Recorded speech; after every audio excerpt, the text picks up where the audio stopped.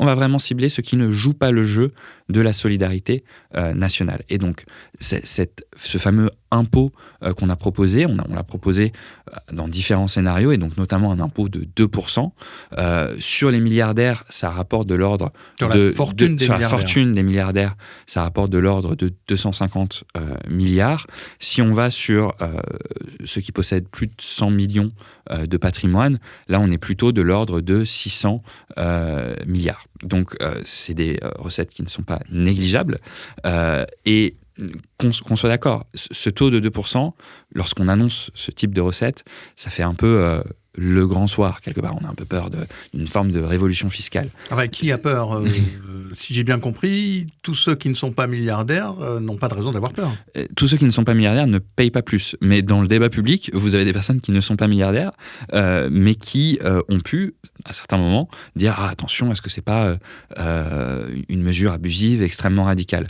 Un taux de 2%, dans les pays pour lesquels on a eu les données, en fait, ça corrige la régressivité de l'impôt. Donc ça vient rapporter de l'équité. Ça corrige la régressivité de l'impôt. Alors il faut que vous nous expliquiez. Qu'est-ce que ça veut dire ? Ça veut dire que assez compliqué. Aujourd'hui, les milliardaires payent proportionnellement moins d'impôts que les autres.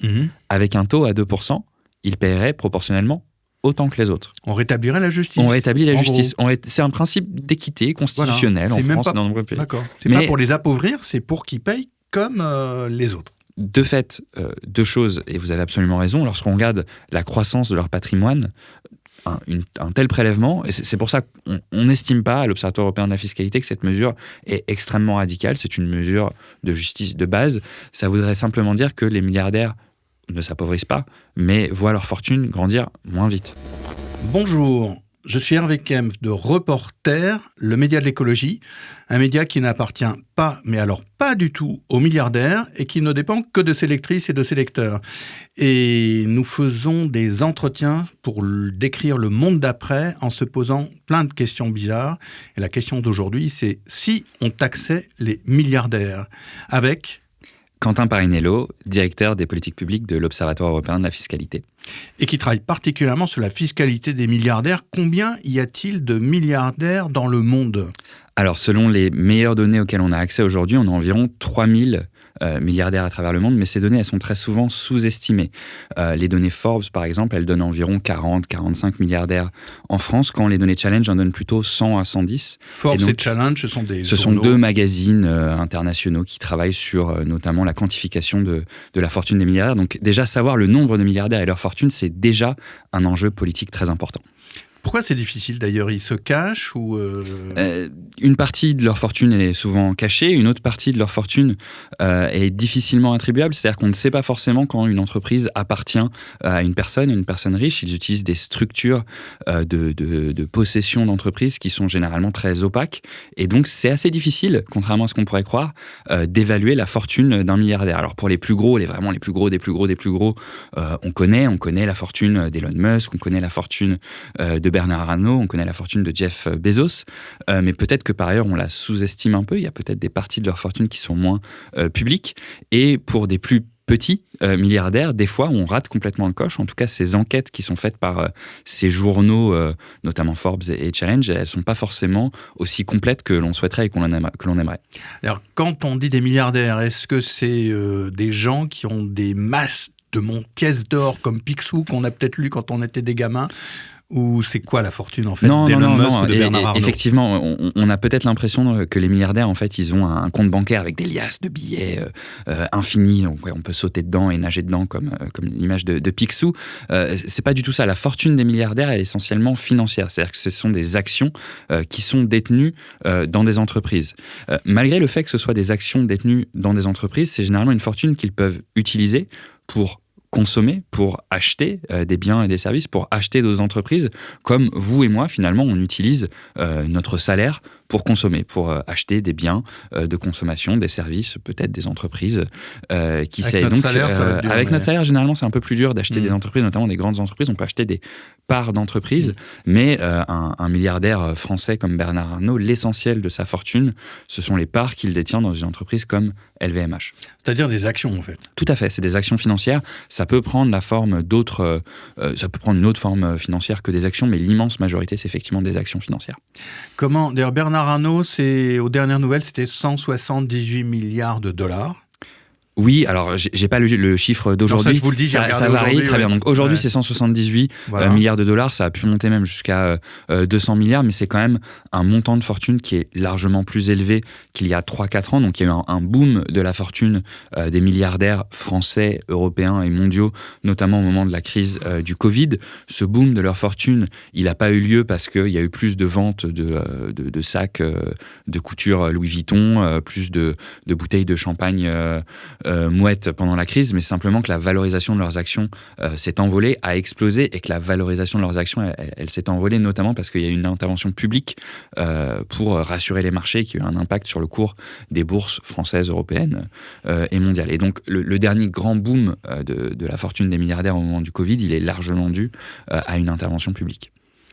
Ils se sont enrichis depuis 4 ans grâce à l'État, c'est-à-dire aux contribuables américains ou français. Ils se sont enrichis grâce à l'intervention publique sur les marchés financiers depuis 3-4 ans.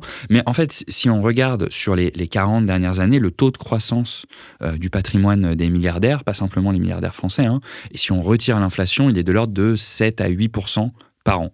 Un ménage moyen à travers le monde, son taux de croissance sera de l'ordre de 1 à 2%. Donc on voit déjà que c'est là où l'inégalité commence finalement. Le taux de croissance d'un patrimoine moyen d'un travailleur français, américain, indien, brésilien, en moyenne c'est 1 à 2% par an quand on enlève l'inflation. Un milliardaire, c'est 7 à 8%. Et donc l'inégalité commence. L'inégalité, elle commence là. Elle commence là simplement parce que non seulement la détention des actions des milliardaires, elle se fait sur des entreprises qui ont des taux de rendement beaucoup plus forts, mais aussi parce qu'il y a des phénomènes d'héritage, de connexion politique qui sont amplement documentés.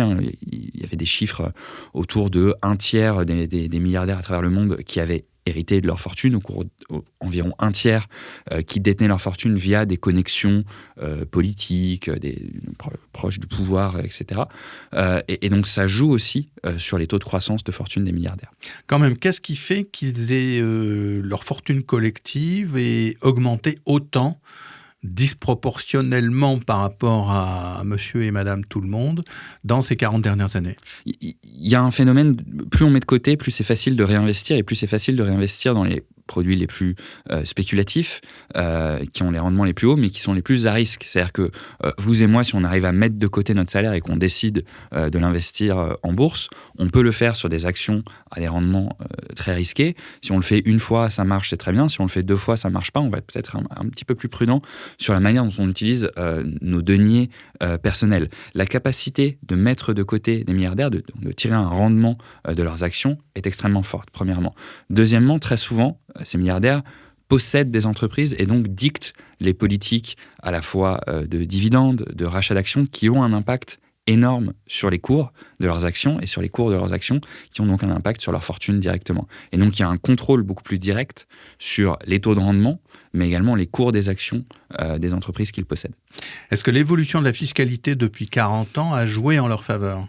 En tout cas, la fiscalité sur le capital a baissé depuis les 40 dernières années. C'est-à-dire que ceux qui détiennent du capital sont moins taxés aujourd'hui qu'ils ne l'étaient il y a une quarantaine d'années. Et donc, lorsqu'on regarde la distribution des revenus au sein de la population, la majorité des revenus de la majorité de la population, c'est du salaire. C'est-à-dire que je travaille, je reçois un salaire.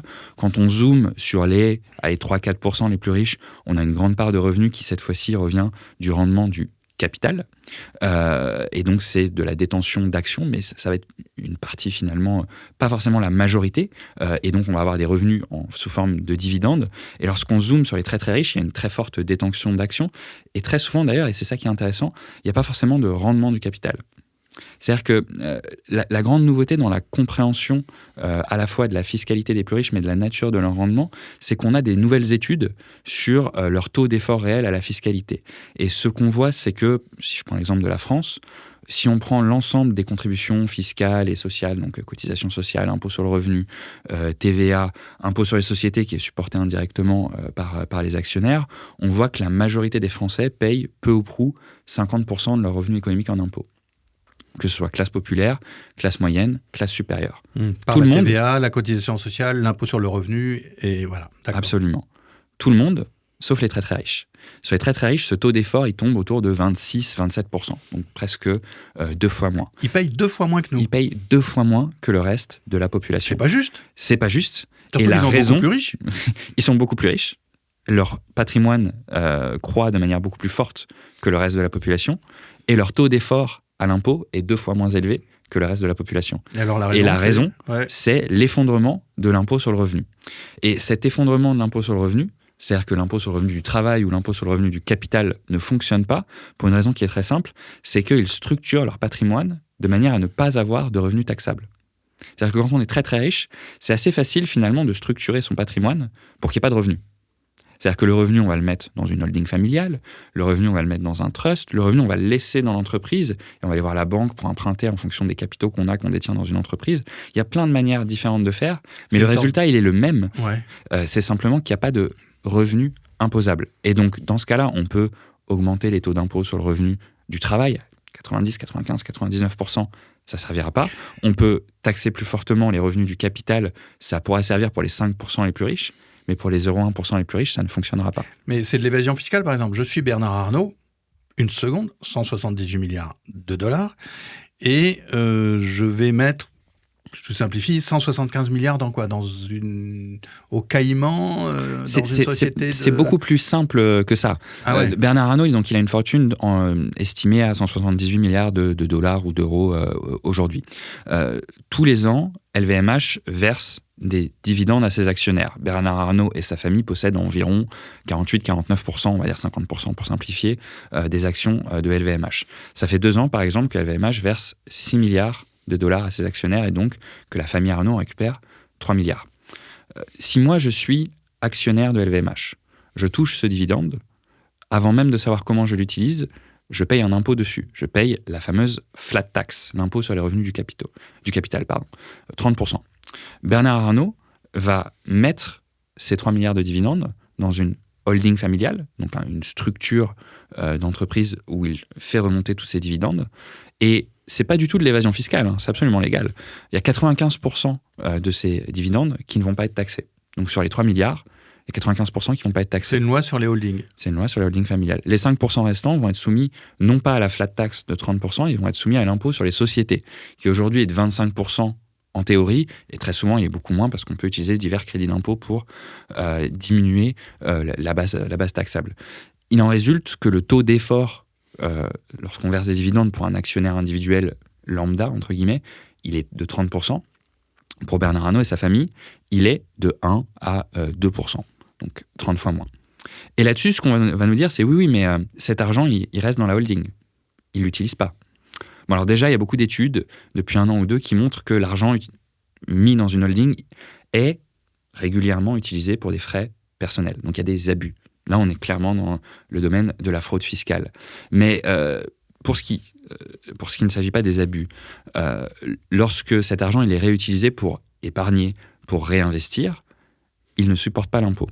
Et à la différence d'un actionnaire individuel, c'est-à-dire moi je touche un dividende de LVMH, avant même de décider si je l'utilise pour consommer, je veux m'acheter à manger, des vêtements, etc., ou pour épargner, c'est-à-dire pour réinvestir, je paye l'impôt.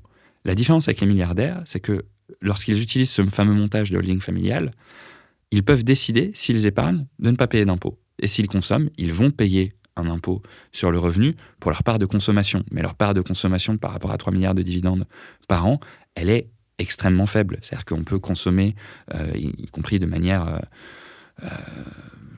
j'ai même plus le mot en français, de manière extrêmement exubérante, boire 10 litres de champagne tous les jours, ça représentera quand même une part extrêmement faible au vu des 3 milliards de dividendes reçus dans l'année. Au total, c'est quelques 3000 milliardaires dans le monde. Ils pèsent combien de milliards de dollars ensemble ? Alors, ensemble, si je ne dis pas de bêtises, ils pèsent environ 13 à 14 000 milliards de dollars. Et ça, 13 milliards de dollars, par exemple, le PIB... 13 000 milliards. 13 000 milliards de dollars pour 3 000 personnes. Et le PIB d'un pays comme la France, le produit intérieur brut d'un pays comme la France, c'est... On dirait le ministre à qui on pose la question sur le prix de la baguette de pain. Là, je ne l'ai pas forcément. Je vais vous le dire, c'est de l'ordre on va dire de l'ordre de 2500 milliards d'euros. Oui, donc vous voyez que on a une concentration des richesses à travers les mains de 3000 individus. 3000 familles, qui est extrêmement forte, qui est plus forte que les PIB réunis d'un très grand nombre de pays en développement, qui est plus forte que le PIB d'un pays comme la France, et ça pose énormément de questions. C'est-à-dire que, évidemment, on l'a dit tout à l'heure, le fait d'avoir un système fiscal injuste, où il y a un taux d'effort qui est 2 fois moindre en France pour les ultra-riches par rapport au reste de la population, c'est injuste, c'est facteur d'inégalité. Mais c'est aussi un risque de capture politique, finalement, de bon fonctionnement de notre démocratie. C'est-à-dire qu'une personne qui s'enrichit tellement qu'elle a la capacité de faire sécession avec le reste de la société, c'est-à-dire que de ne plus avoir besoin ni d'écoles publiques, ni d'hôpitaux publics. Parce qu'ils ont leurs écoles, leurs cliniques... etc. Ils prennent pas le train, ils ont leurs avions. L'État est presque dépendant d'eux pour certains investissements, voire presque même, c'est le cas pour un certain nombre de milliardaires. Ça crée aussi une forme de dépendance de l'État, et donc d'un système démocratique où l'État est l'expression de la volonté populaire, démocratique, élue du peuple, envers des intérêts privés. Et donc, c'est un phénomène de capture politique. Et ce qu'on a pu voir, notamment au début du mandat Trump, qu'on voit toujours aux États-Unis, c'est que ce phénomène de capture politique, il a évidemment un impact sur les politiques publiques qui sont décidées, sur la décision de continuer à investir dans la solidarité internationale. On a vu ça avec USAID aux États-Unis, de continuer à investir dans la santé. On a vu ça avec Medicaid aux États-Unis. C'est-à-dire, on a vu ça au sens où les crédits pour ces secteurs, ces activités ont été réduites. Ont été réduits parfois à peau de chagrin, dans le cas de USAID. Ils ont été réduits pour justifier un budget qui va provoquer des baisses d'impôts massives concentrées sur les 1% les plus riches. Et donc ça, c'est un phénomène de capture politique. Parce que M. Trump lui-même est un milliardaire. Tout à fait, il va en bénéficier. À peu près 6 milliards de dollars. Alors ça dépend, parce que M. Trump, quand il parle au fisc, il n'a pas beaucoup d'argent, mais quand il parle à des investisseurs, il a beaucoup d'argent. Donc il aime bien se montrer comme un businessman de succès. Mais de l'autre côté, lorsqu'il va voir le fisc, très souvent, il a un patrimoine taxable qui est très très petit. C'est une parenthèse sur Donald Trump. Ce phénomène-là, il n'est pas spécifique à la question des États-Unis. Il y a plein de pays où la question de la capture politique est évidemment un phénomène très inquiétant. Et au fur et à mesure qu'on a une concentration des richesses de plus en plus forte, on a un risque de capture politique également de plus en plus fort. Donc la question de l'injustice fiscale, c'est évidemment une question importante pour la lutte contre les inégalités. C'est une question importante pour la bonne santé de la démocratie. Quelque part, quelle démocratie on veut ? Est-ce qu'on veut une démocratie où c'est une personne égale un vote, une personne égale une voix, ou c'est $1 égale une voix ? Donc ça, c'est vraiment un fonctionnement démocratique hyper important. Et troisièmement, évidemment, c'est un manque à gagner en termes de recettes fiscales dans un moment ô combien important en termes de nécessité d'investissement public dans la santé, dans l'éducation, dans la transition écologique. Il y a plein d'investissements qui ne peuvent pas être le fait du secteur privé pour la bonne raison que ce n'est pas des investissements qui sont rentables. Et donc on a besoin du public. Pardon. Quel effet ces milliardaires, ces 3000 personnes à la louche qui possèdent 4 à 5 fois la valeur d'un pays comme la France, enfin, en termes de production annuelle, quel effet sur l'écologie cette concentration incroyable de richesse a-t-elle ? Il y a un double effet. Le premier, c'est qu'évidemment, plus on est riche, plus on consomme. Plus on consomme, et par ailleurs, c'est pas juste une question de style de vie personnel, c'est simplement aussi une question de responsabilité, y compris à la tête d'entreprise, avec énormément de voyages, prendre énormément l'avion. Donc ça, c'est sur l'aspect consommation. Il y a également un aspect qui est très important, qui est celui de l'investissement détenu, et de savoir si les milliardaires ont des investissements qui sont notamment plus dans une économie qui est extrêmement carbonée. Donc il y a un certain nombre d'études, encore une très récente qui a été faite par un économiste de l'école d'économie de Paris, Lucas Chancel, et de certains de ses co-auteurs, qui montrent le fait que plus on est en haut de la distribution des revenus, donc là on est vraiment sur la question de la consommation, plus on a une empreinte carbone forte, mais également plus on a d'investissement, plus on a une empreinte carbone d'investissement qui est forte. Reporter, le quotidien de l'écologie. Quentin Parinello, ces milliardaires ont une puissance énorme. Ils bénéficient en fait d'un très faible taux de fiscalité. Et si on les taxait ? c'est évidemment une des réponses politiques. Et c'est une des réponses politiques que l'on a étudiées à l'Observatoire européen de la fiscalité et que l'on a étudiée notamment dans le cadre d'une démarche qui était une démarche du G20 brésilien. Donc le G20, c'est les 20 plus grandes économies du monde qui tous les ans se réunissent, les 20 dirigeants des plus grandes économies du monde qui tous les ans se réunissent pour parler des grands sujets internationaux, économiques, diplomatiques, politiques. Chaque année, la présidence de ce forum change. Il se trouve qu'en 2024, cette présidence a été assumée par le Brésil et donc par le président Lula. Et il a décidé de mettre en avant la question de la fiscalité, notamment la question de la fiscalité des plus riches. Et donc, il a sollicité l'Observatoire européen de la fiscalité et notamment son directeur Gabriel Zucman pour les aider, pour les accompagner sur ce sujet. Et donc, il nous a commandité un certain nombre d'études qu'on a pu présenter devant les ministres des Finances du G20 où on a montré ce qu'on discutait à l'instant, c'est-à-dire que dans tous les pays pour lesquels on dispose de données, ce que l'on voit, c'est que le taux d'effort fiscal des très très riches, des milliardaires, est inférieur au reste de la population. C'est pas à cause de mécanismes spécifiques de certains pays, c'est précisément parce que l'outil central de progressivité de l'impôt sur le revenu, ne fonctionne pas pour capturer correctement le revenu économique des milliardaires. Et donc, qu'est-ce qu'on pourrait faire ? Et donc, dans le cadre du G20, on a non seulement amené ce constat, mais on a amené un certain nombre de propositions. Donc, on a étudié un certain nombre de solutions. Qu'est-ce qui se passe si on augmente l'impôt sur le revenu ? Qu'est-ce qui se passe si on fait un impôt sur l'héritage ? Qu'est-ce qui se passe si simplement on augmente l'impôt des entreprises parce que généralement, ces milliardaires, ils détiennent des entreprises. Et la solution la plus efficace pour rétablir l'équité, pour générer des recettes, c'est ce qu'on a appelé un impôt plancher sur les milliardaires. Alors, qu'est-ce que c'est, cet impôt plancher ? C'est surtout pas, et il faut le dire tout de suite, un impôt de solidarité sur la fortune comme il en existait, notamment en France, jusqu'en 2017. Pour 3 raisons. La première, c'est que ça va cibler un nombre de contribuables beaucoup plus limité, et notamment la catégorie de contribuables qui, à travers tous les pays qu'on a pu étudier, paye beaucoup moins d'impôts que les autres. Et cette catégorie de contribuables, elle est généralement au niveau du 0,1% les plus riches. Les impôts de solidarité sur la fortune, les impôts sur le patrimoine traditionnel, ils commencent plutôt au niveau du 1% les plus riches. Donc, un impôt plus resserré. Et donc, on a fait plusieurs scénarios dans le cadre du G20, autour de 100 millions de dollars, autour d'un milliard de dollars. 100 millions de dollars, c'est la base sur laquelle 100 millions de dollars, c'est la base sur laquelle on réfléchit. En contrepartie, on a regardé aussi ce qui ne marchait pas dans l'ensemble des mesures qui avaient été prises jusqu'à maintenant, et notamment les impôts de solidarité sur la fortune. L'ISF en France, jusqu'en 2017, il fonctionnait pour taxer les millionnaires, il fonctionnait très mal pour taxer les milliardaires. Parce qu'il y avait énormément d'exonérations. Des exonérations qui étaient destinées plutôt à ceux qui possédaient autour de 1, 2, 3 millions, mais dont ceux qui profitaient le plus, c'était ceux qui étaient plutôt à 100 millions, 500 millions, 1 milliard.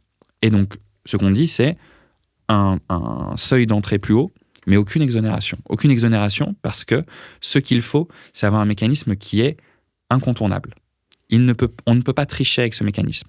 On ne fait pas un impôt plancher sur le revenu, parce qu'encore une fois, on a dit que le revenu est extrêmement facilement manipulable par les très riches.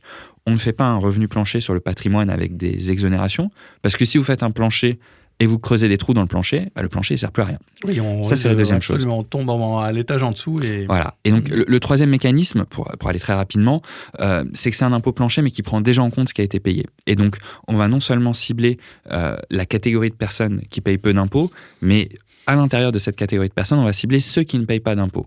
Il y en a certains, dans certains cas, qui payent des impôts. Et ceux-là, on les laisse tranquilles. On va vraiment cibler ceux qui ne jouent pas le jeu de la solidarité nationale. Et donc, ce fameux impôt qu'on a proposé, on l'a proposé dans différents scénarios, et donc notamment un impôt de 2%. Sur les milliardaires, ça rapporte de l'ordre sur la fortune des milliardaires, ça rapporte de l'ordre de 250 milliards. Si on va sur ceux qui possèdent plus de 100 millions de patrimoine, là on est plutôt de l'ordre de 600 milliards. Donc c'est des recettes qui ne sont pas négligeables. Et qu'on soit d'accord, ce taux de 2%, lorsqu'on annonce ce type de recette, ça fait un peu le grand soir, quelque part. On a un peu peur d'une forme de révolution fiscale. Qui a peur Si j'ai bien compris, tous ceux qui ne sont pas milliardaires n'ont pas de raison d'avoir peur. Tous ceux qui ne sont pas milliardaires ne payent pas plus. Mais dans le débat public, vous avez des personnes qui ne sont pas milliardaires, mais qui ont pu, à certains moments, dire « Ah, attention, est-ce que c'est pas une mesure abusive, extrêmement radicale ?» Un taux de 2%, dans les pays pour lesquels on a eu les données, en fait, ça corrige la régressivité de l'impôt. Donc ça vient rapporter de l'équité. Ça corrige la régressivité de l'impôt. Alors, il faut que vous nous expliquiez. Qu'est-ce que ça veut dire ? Ça veut dire que assez compliqué. Aujourd'hui, les milliardaires payent proportionnellement moins d'impôts que les autres. Avec un taux à 2%, ils paieraient proportionnellement autant que les autres. On rétablirait la justice. On rétablit la justice. C'est un principe d'équité constitutionnelle en France et dans de nombreux pays. D'accord. C'est pas pour les appauvrir, c'est pour qu'ils payent comme les autres. De fait, deux choses, et vous avez absolument raison, lorsqu'on regarde la croissance de leur patrimoine, un tel prélèvement, et c'est pour ça qu'on n'estime pas à l'Observatoire européen de la fiscalité que cette mesure est extrêmement radicale, c'est une mesure de justice de base. Ça voudrait simplement dire que les milliardaires ne s'appauvrissent pas, mais voient leur fortune grandir moins vite. On est très loin du grand soir. C'est-à-dire que on peut, et c'est tout à fait légitime, avoir un débat politique sur le niveau de progressivité de l'impôt, c'est-à-dire le niveau d'impôt qu'on souhaite voir sur les plus riches par rapport à nous, être un peu progressif, très progressif. En revanche, ce qu'on estime, c'est que c'est pas normal dans une société comme la nôtre que les plus riches payent moins d'impôts que les autres. D'ailleurs, on est très loin de ce qui s'est passé dans le passé, dites-moi si je me trompe, mais jusque dans les années 50-60, le taux de prélèvement sur le revenu des très très riches, sur la tranche supérieure, était presque à 80 ou 90%. Alors, on a eu par le passé des taux d'imposition sur les très riches très très élevés. Et ça montre que politiquement, il y avait l'espace politique pour le faire, et ça montre par ailleurs que c'est pas impossible techniquement, c'est une question de volonté politique. Par contre, ce qui est intéressant à avoir en tête, c'est que malgré ces taux très très hauts, notamment aux États-Unis, les recettes de ces taux d'impôt étaient pas forcément très élevées pour une question simple, c'est qu'il y avait plein d'exonérations encore une fois. Et donc tout l'enjeu aujourd'hui, c'est de dire on a les meilleures données qu'on ait jamais eues en termes d'observation de la fortune des milliardaires et de leur taux d'effort fiscal. On est capable, grâce à ces données, de modéliser les réponses à apporter, notamment les réponses fiscales, et c'est ce qu'on a fait dans le cadre de nos travaux auprès du G20. Et donc l'enjeu, c'est de proposer une mesure qui ne soit pas contournable. Sans même parler de dispositifs louches au Caïman, un compte offshore, je ne sais pas quoi. La raison pour laquelle les milliardaires ne payent pas d'impôts, c'est en utilisant des dispositifs légaux qui existent en Europe, en Amérique latine, aux États-Unis. Dans le cas... Revenons à notre milliardaire national et de temps en temps mondial, Bernard Arnault. Bernard Arnault, qu'est-ce qui lui arriverait quand on imposera cette mesure de 2% sur le patrimoine des milliardaires? Il paiera proportionnellement autant d'impôts que le reste des Français. Alors, on va faire le calcul ensemble. Donc, 2% de sa fortune. 2%. 278. Allez, on fait le produit en croix. Combien ça fait? Moi, je fais pas comme ça. 2%, 18, ça fait 36 milliards de dollars. 3,6. 2%, pas 36.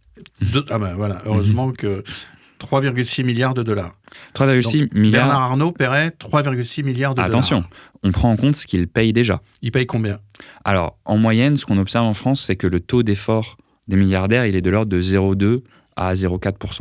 Donc, le taux réel, il serait plutôt de ce qu'on appelle le top-up de prélèvement supplémentaire, il est plutôt entre 1,6 et 1,8.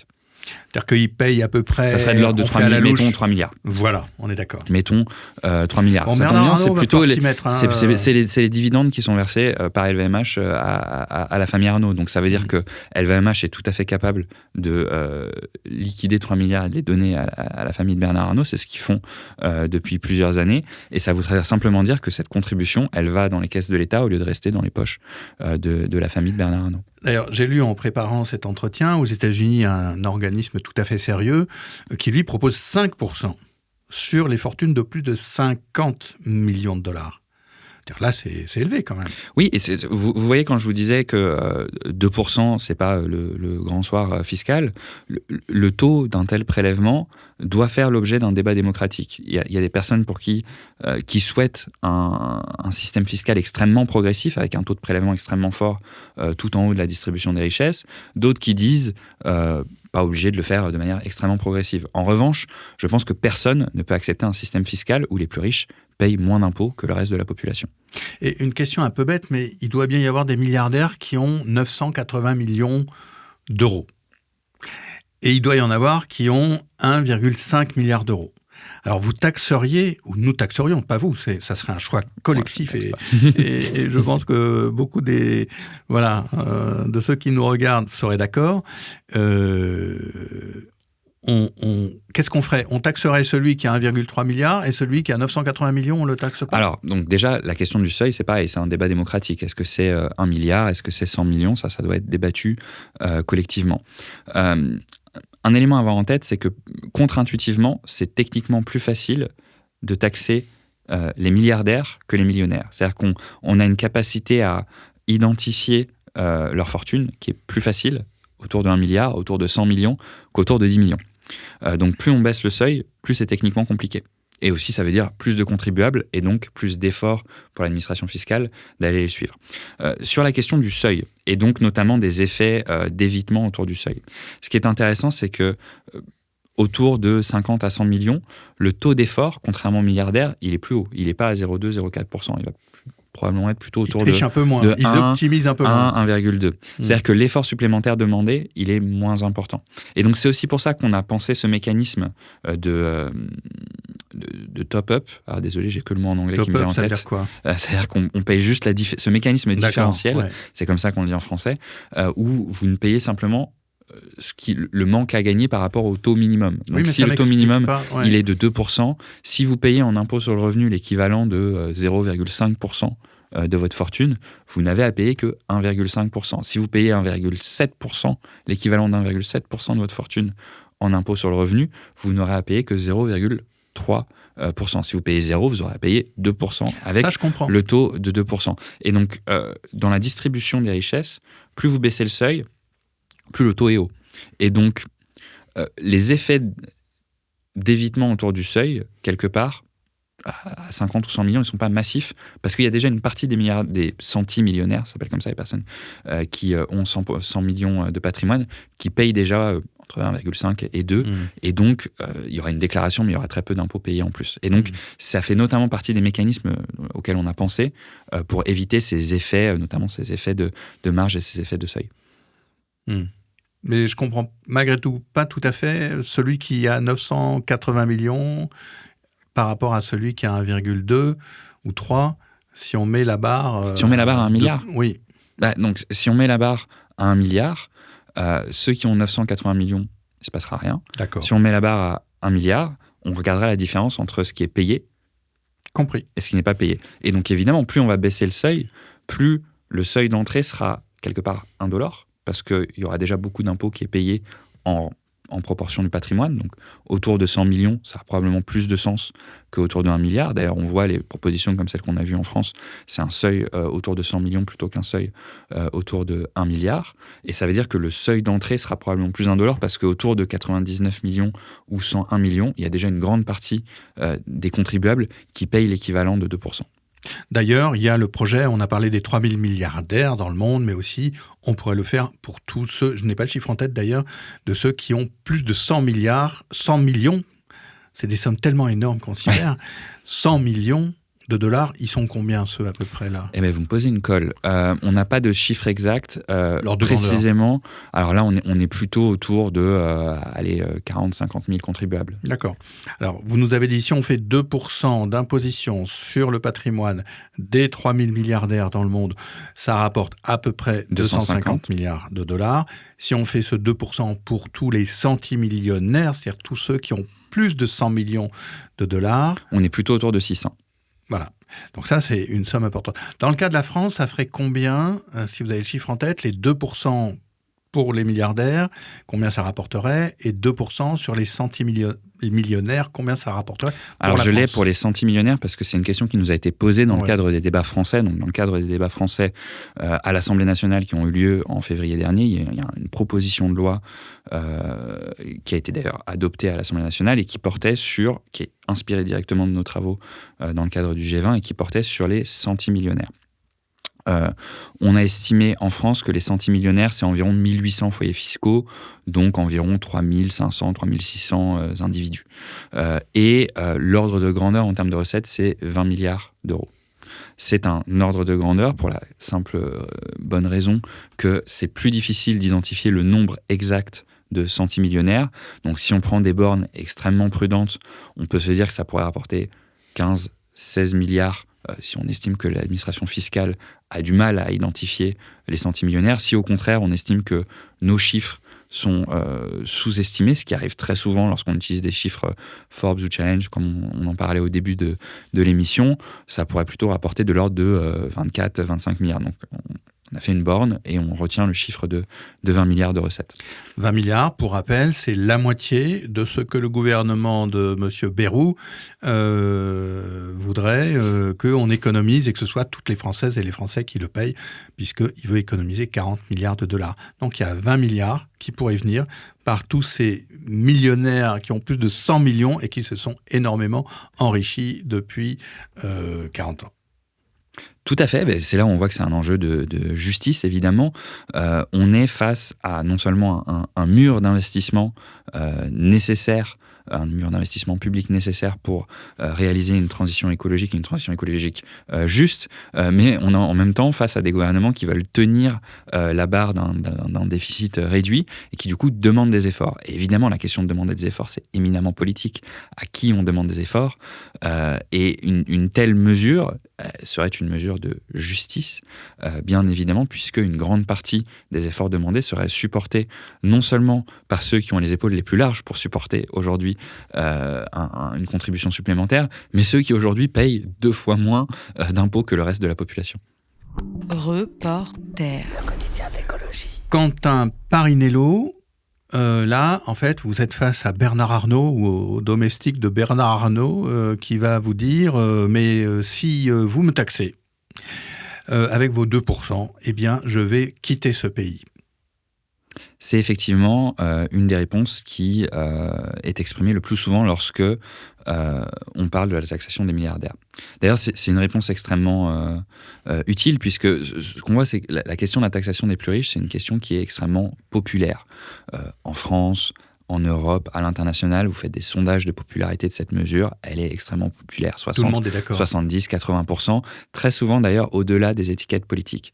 Mais elle a une très faible traduction dans la loi. C'est-à-dire qu'il y a très peu de mesures qui sont effectivement mises en place pour taxer les plus riches, parce qu'il y a une forme de plafond de verre institutionnel, et je pense que nos travaux dans le cadre du G20 ont contribué à normaliser cette conversation, à montrer que oui, c'est possible techniquement de taxer les plus riches. Il y a des réponses techniques fonctionnelles, et il y a notamment des réponses au risque d'évasion fiscale, d'exil fiscal.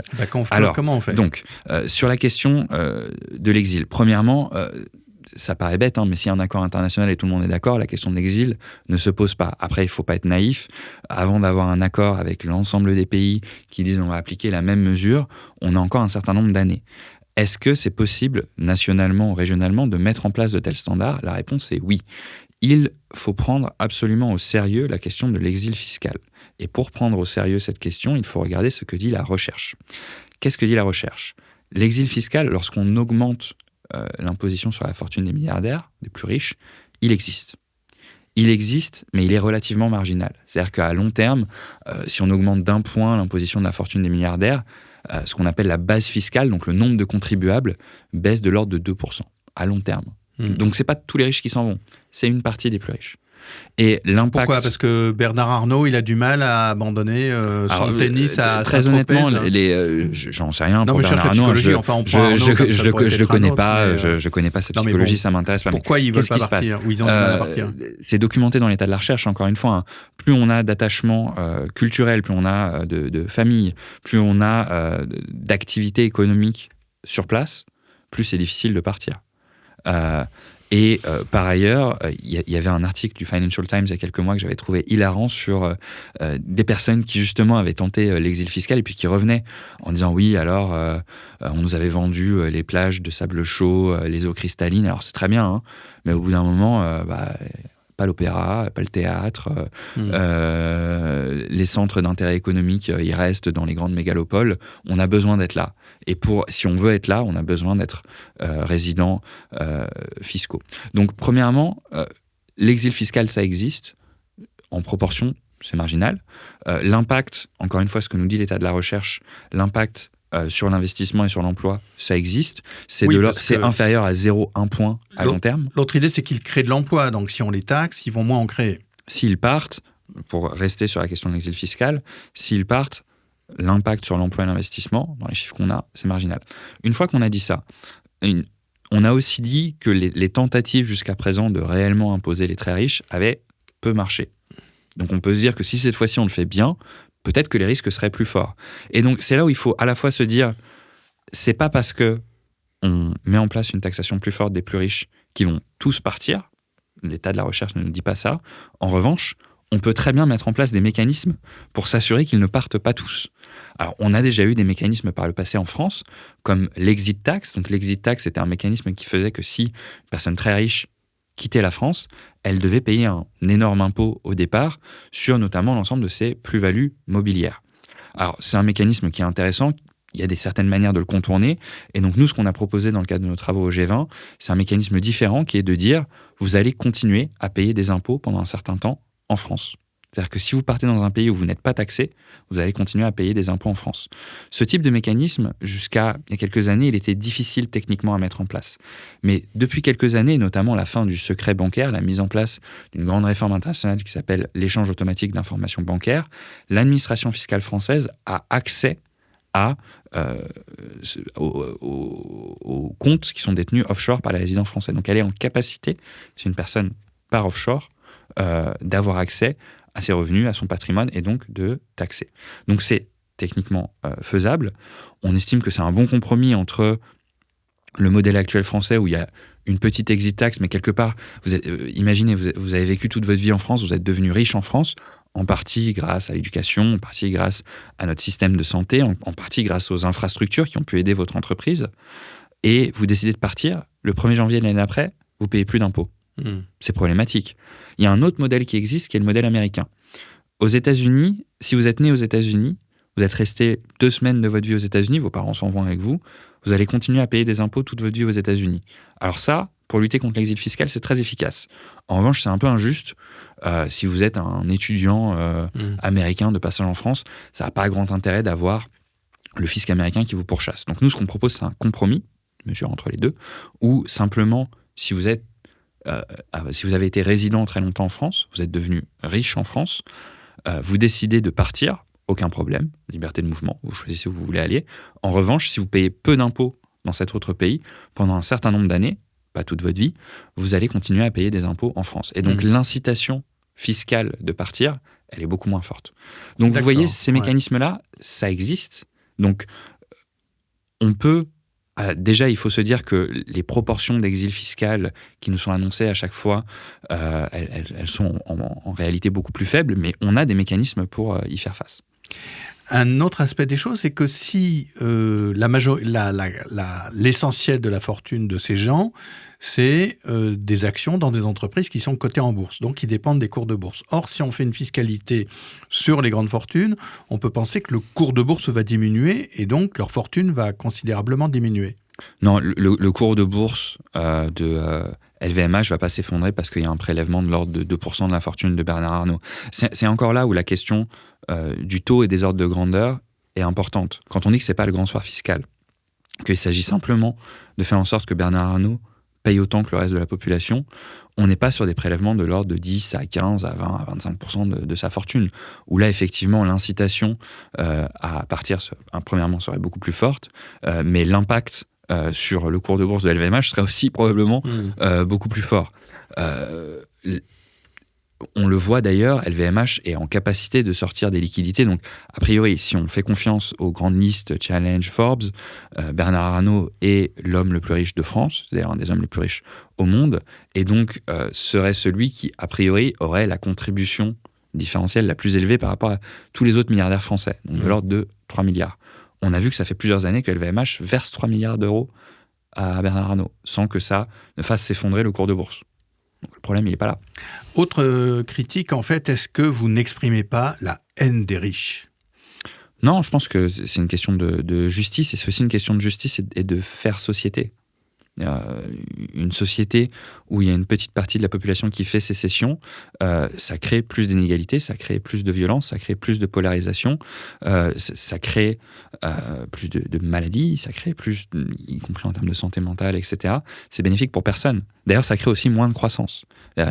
Une société extrêmement inégalitaire crée moins de croissance. Il y a des travaux du FMI sur l'impact de ce qu'on appelle l'indice de Gini qui mesure les inégalités. Plus cet indice est haut, moins la croissance est forte. Donc, c'est bénéfique pour personne, quelque part. Une société où le niveau d'inégalité, le niveau de concentration de richesse est extrêmement élevé. Qu'est-ce qu'on ferait, vous imaginez, qu'est-ce qu'on pourrait faire de cet argent? 20 milliards à la louche pour la France, c'est plutôt un minimum. 250 milliards à l'échelle mondiale, à quoi on utiliserait? Qu'est-ce que ça permettrait de faire?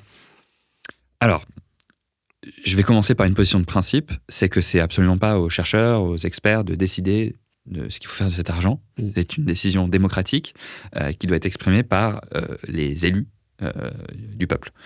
C'est important parce que, encore une fois, nous, on amène des réponses techniques sur des mécanismes. Donc, on montre comment un tel mécanisme n'est pas vulnérable à l'évasion fiscale, peut être adoubé de mesures à côté de lutte contre l'exil fiscal.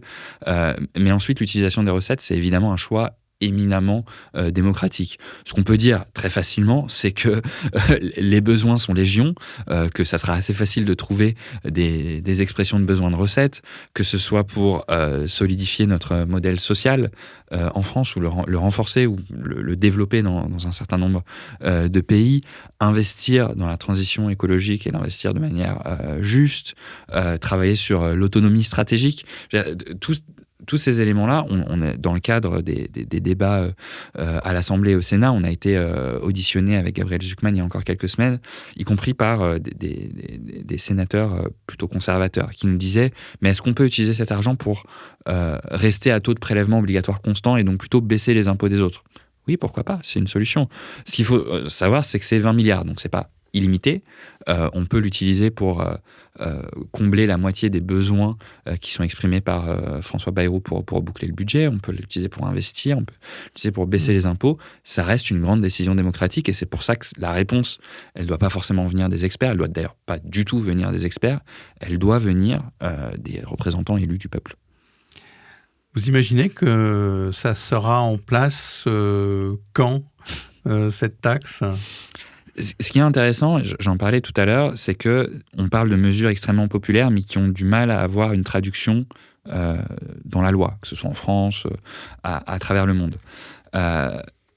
Il y a un plafond de verre institutionnel pour ce genre de mesures qui très souvent sont vues comme trop radicales, trop utopistes, etc. etc. Je pense que les travaux qu'on a commencé à mener dans le cadre du G20 et qui sont en train en fait de faire boule de neige dans plein d'autres enceintes, c'est en train d'être discuté à l'ONU, c'est en train d'être discuté à l'OCDE, c'est en train d'être discuté à la Commission européenne, c'est en train d'être discuté dans une plateforme régionale latino-américaine qui est l'équivalent plus ou moins de la Commission européenne, c'est pas aussi intégré. Donc on voit que ces discussions font boule de neige. Après, il faut être clair, les accords internationaux de coopération fiscale, ça prend du temps. Ça prend 5, 10, 15 ans, le moins de temps possible. Et on va travailler, nous, pour amener les éléments techniques pour que ça prenne le moins de temps possible. Ça reste une décision politique. Et donc, ça sera d'autant plus rapide qu'il y a une expression populaire de soutien et il y a un travail et une volonté politique, un leadership politique sur cette question. Ce que je note au niveau français et que je trouve assez intéressant, c'est que une des premières mesures du gouvernement Macron en arrivant en 2017, ça a été de supprimer l'impôt de solidarité sur la fortune et de le remplacer par un impôt sur la fortune immobilière. Et donc de dire l'IFI, encore une fois, ça vise plutôt les millionnaires. L'IFI, l'impôt sur la fortune immobilière, ça vise plutôt les millionnaires. L'ISF, en théorie, ça aurait dû viser plutôt les milliardaires, mais comme il y avait beaucoup d'exonérations, ça les visait très mal. Mais donc, le discours présidentiel et le discours de la majorité à l'époque, c'était de dire taxer les plus riches à travers ce type d'outils, c'est une mauvaise idée. Viennent nos travaux au G20. Dans le cadre du G20, la France a soutenu ces travaux. Et donc, ça veut dire qu'il y a un changement de position. On est passé de « c'est une mauvaise idée » à « parlons-en au niveau international », premièrement. Depuis 2 ans, il y a des discussions au niveau budgétaire français. sur des mesures qui n'ont rien à voir avec ce que l'on propose nous, mais qui sont des mécanismes qui visent les hauts revenus sous Michel Barnier. Amélie de Montchalin va bientôt proposer un mécanisme sur le patrimoine avec d'importantes exonérations. Mais ce qu'on voit, c'est qu'on est passé de « c'est une mauvaise idée » à « c'est une bonne idée, mais seulement au niveau international » à « c'est une bonne idée, on va le faire au niveau international et en attendant, on fait quelques mesures au niveau national ». On peut voir le verre à moitié plein en se disant le débat avance. On peut voir le verre à moitié vide en se disant c'est beaucoup trop long. On a des besoins extrêmement pressants. Et d'ailleurs, c'est pour ça qu'il y a une proposition de loi qui a été étudiée à l'Assemblée nationale, qui va être étudiée au Sénat. Donc, ça dépend quelque part si vous êtes un optimiste ou un pessimiste. Les débats avancent, ça va prendre du temps. Espérons que ça en prenne le moins possible parce qu'effectivement, le temps presse. Vous pensez qu'il sera possible de renverser cette tendance historique qu'il y a eu pendant 4 décennies, comme vous l'avez dit, d'augmentation de la richesse des milliardaires et que non seulement on mette une sorte de coup d'arrêt avec cette taxe, mais que historiquement on revienne à une réduction forte de ces fortunes indues? Alors, si on veut aller vers une réduction de ces fortunes, il faudra probablement plus que ce qui est proposé à travers ces prélèvements de 2%. C'est ce qu'on disait tout à l'heure. Dans ce cas-là, il faudrait envisager ce prélèvement comme un début à une conversation plus large, libre aux élus de décider ça. Ce que je note, c'est que la course au moins-disant fiscal, quelque part, à la baisse sans cesse des impôts des plus riches, des multinationales, elle a une conséquence. C'est-à-dire que lorsqu'on coupe les impôts des plus riches, il faut soit couper dans les services publics, ou soit augmenter les impôts du reste de la population. Pendant très longtemps, la politique, y compris qui était soutenue par le FMI, par la Banque mondiale, c'était de dire il faut des taux bas, notamment sur les plus riches, mais des bases fiscales très larges sur le reste de la population. Et donc, ça voulait dire augmenter la TVA, aller chercher les populations qui payent peu d'impôts et faites-les payer de l'impôt. Je pense, si on regarde sur les 4-5 dernières années, le nombre de mouvements qui ont comme catalyseur, étincelle, une réforme fiscale qui vise plutôt les classes moyennes ou les classes populaires, est hyper important. Alors, la France, avec les Gilets jaunes, il y a le Liban, qui a vu notamment un grand mouvement populaire face à une taxe sur les télécommunications, ça s'appelait la taxe WhatsApp. Le Chili, à un moment, sur une taxe sur les transports en commun. L'Équateur, taxe sur l'essence également. Le Kazakhstan, la Belgique, très récemment. Donc, ce que je vois, c'est que le temps où on était capable de baisser les impôts des plus riches, baisser les impôts des multinationales et de répercuter ça en augmentant les impôts sur les classes moyennes et les classes populaires, il devient de plus en plus difficile. De la même manière, le temps où on justifiait ça par des coupes sur les services publics risque de devenir de plus en plus difficile. C'est-à-dire qu'aujourd'hui, il n'y a aucune majorité politique qui a un mandat pour couper dans l'hôpital public, en France, à travers le monde. Et y compris des majorités politiques qui pensent avoir ce mandat, je pense aux États-Unis, et notamment Elon Musk et Doge, donc son mouvement qui a fait des coupes massives dans la dépense publique américaine. Quand on le met en regard de la dépense publique totale américaine, les coupes qu'ils ont effectuées, c'est très peu finalement. Et donc le coût humain, social, stratégique de ces coupes est immense aux États-Unis. Leur impact sur la baisse de dépenses publiques et donc sur la capacité à utiliser cet argent en moins d'impôts pour les plus riches, il n'est pas si énorme. D'ailleurs, le budget qui est présenté aux États-Unis crée plus de dettes.